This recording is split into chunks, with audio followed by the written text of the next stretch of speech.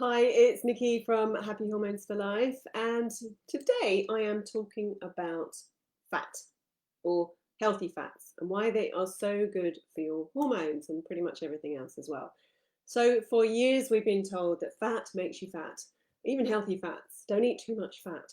Well, this all came from the 1950s when research came out that linked saturated fat and cholesterol with heart disease. And the low fat food industry has flourished ever since, and we've avoided dietary fat like the plague. Now, obviously, knowledge and awareness has grown since, and I'm sure you listening know that this isn't a clear cut matter, and that some fats are great. But it is, pretty much by time you get to my age, it's pretty much ingrained in us that many of us cringe at the thought of dripping on toast, or even bacon fat or lard or even butter. Some people have a problem with, and goodness me, never touch the chicken skin. Oh my goodness. The sad thing is that the original research that started all this off has been invalidated completely. So it turns out that saturated fat is not the main cause of heart disease. In fact, if this was the case, then some high fat eating populations around the world would have been completely wiped out. So one of these is the Inuit tribe of Greenland. They eat huge amounts of saturated animal fats and have incredibly low levels of heart disease, diabetes, and obesity. So it's not always clear cut. The low fat experiment has been a complete disaster. I've been on low fat diets since I was a teenager, like many women in their 50s, 40s, and 50s. They promised so much, and while I probably lost a little bit of weight initially, it always went back on in spades. And frankly, they made me quite miserable. And I know now why they're not a long term solution. One, the low fat foods is usually replaced, the fat is usually replaced by sugar. Because the fat really tastes good, so they've got to put something back into the food to make it taste good, and that's mostly sugar or some kind of artificial sweeteners or artificial flavorings, none of which are good for us.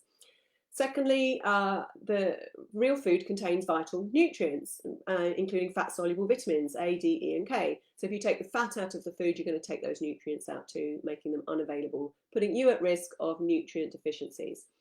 Thirdly, if you're eating low fat, you invariably choose carbs instead. So fat generally fills you up. So carbs, what they do is spike your blood sugar, causing the inevitable crash a couple of hours later and another carb craving to replace that lost sugar. So this just leads to overeating and excessive amounts of insulin and fat storing. And lastly, a low fat diet can actually increase your risk of heart disease. They have been shown to reduce HDL, your good cholesterol, and increase triglycerides, which are huge risk factors for heart disease and diabetes. So low fat is not the way to go.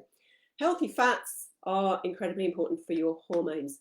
First of all, cholesterol is the precursor for all your steroid hormones. It's vital for the production of bile and vitamin D, which is another hormone. Your brain is made up of 60% fat. Your brain produces hormones called neurotransmitters, and they're responsible for everything, how you feel and how the body works. And your brain also signals all your hormone pathways, so it's incredibly important to feed your brain. Every cell in your body needs fat for the membranes to work properly, and that helps your hormones obviously enter the cells and do their job. Fat helps to fill you up and even and prevent those between meal sugar carb cravings, so that balances your blood sugar and keeps your insulin down. So fat storing. Now, fat helps you absorb your fat soluble vitamins, like I mentioned before, so that helps your nutrient status. Other proven benefits, apart from your hormones, fat helps to reduce inflammation, the right kinds of fat, so healthy fats. They support your immune system, they support your heart health, support your skin and bone health, and it also has been shown to improve mental health, particularly depression. And for weight loss, it's actually low carb diets that have consistently performed better for weight loss in the general population. So especially now, you look at the benefits of the ketogenic diet, which is high fat and high protein and very low carb, and you'll see that actually it's the carbs and not the fat that causes most of the damage. There are lots of different types of fat, so fat is not equal. So obviously we want to be going for the good fats, and those are sort of, the animal fats, the oily fish, nuts and seeds, olive oil, coconut oil, all those kinds of avocados, lovely healthy fats that we need to produce the EPA and DHA and omega-3 fats that the body can use then to provide all these health benefits. Now, if you're not eating oily fish on a regular basis, the omega-3s are so important. you need to be considering a very good quality supplement. So oily fish, the sardines, mackerel, salmon, that kind of thing. If you're not doing that on at least 3 or 4 times a week, then you need to be supplementing with omega-3s. High levels of EPA and DHA is what you're looking for, because those are the ultimate benefits for the omega-3s. Now, the bad fats, the fats you want to avoid, anything that's been processed pretty much, ready meals, sauces, salad dressings, margarines, spreads, crisps, chips, cookies, anything fried in deep fat oil, whatever, vegetable oils, like sunflower oil and grapeseed oil, and cookies and pastries, biscuits, all of that kind of stuff. They are generally made with vegetable oils. And why we need to be avoiding these? Because they are very volatile. They are obviously, they're made from, when you're making processed foods, they're using vegetable oils because they're industrial and cheap, but they're easily oxidized when they're heated or the processed. So we need to be avoiding those very fragile vegetable oils. You also have a very unique biochemistry. So your genetic profile and your health history is unique to you, and certain variations in your genes can alter the way you metabolize and absorb fats. So not everyone can eat a high fat diet and be fine. So just be aware of that. So also, if you have problems digesting and absorbing fats, maybe you don't have a gallbladder, or your bile production isn't where it needs to be, or you're just genetically predisposed to not metabolizing fat very well. Or you may have other things going on, like nutrient deficiencies or underlying gut infections or inflammation or food sensitivities, lifestyle stress factors. Lots of things can impact how you metabolize fat. So you may need to be a little bit careful with the total amount of fat in your diet. So you can always get genetic testing to have a look at that, and do contact us if you want to look at that.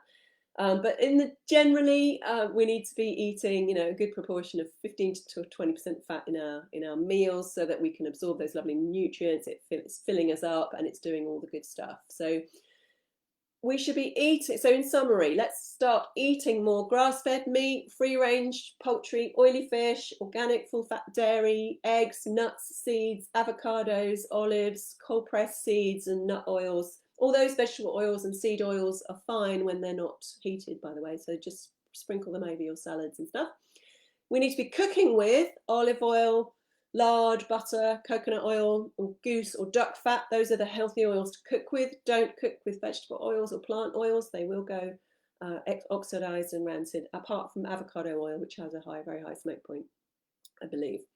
And we need to be avoiding the processed foods, the ready meals, the fast foods, all the stuff that we know, the low fats as well, the low fat foods, and the heated vegetable oils, all the things we know are kind of not very good for us anyway. So if you've been on low fat diets before that haven't really worked for you, go ahead and enjoy some healthy fats. Eat the crispy chicken skin, it's the best bit. Cook your roasties in goose fat. Savour your full fat, organic, creamy, natural yogurt. Eating more fat might actually help you lose fat, and you'll get all those additional health benefits as well. As always, contact us if you want a free discovery call to see how we can help you. See you soon.